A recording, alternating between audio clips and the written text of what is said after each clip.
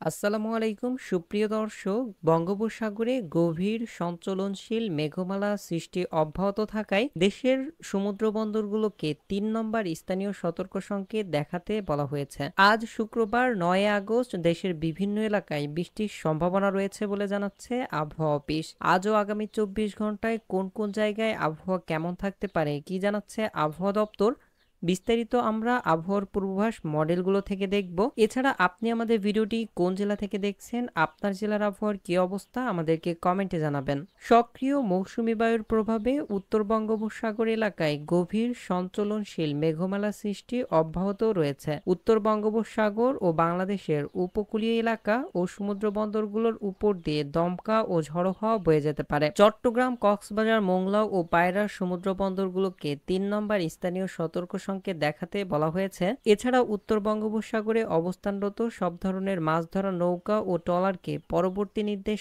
না দেওয়া পর্যন্ত উপকূলের কাছাকাছি থেকে সাবধানে চলাচল করতেও বলা হয়েছে।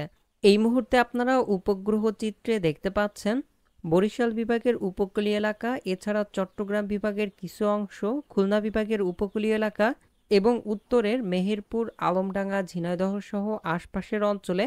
এছাড়া রাজশাহী বিভাগে আপনারা দেখতে পাচ্ছেন অধিকাংশ জায়গায়, ঢাকা বিভাগের উত্তরের জেলাগুলো এছাড়া রংপুর বিভাগের প্রায় অধিকাংশ জায়গায় ঘন মেঘের উপস্থিতি দেখা যাচ্ছে। তো আজকে সকাল থেকে দেশে মেঘ, বৃষ্টি ও রোদের দেখা মিলেছে।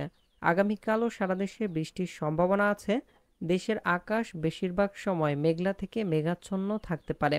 বিডব্লিউটির এক তথ্য মতে আগামী ১২ আগস্ট থেকে ১৮ আগস্ট পর্যন্ত আবারও দেশে শক্তিশালী বৃষ্টি থাকতে পারে।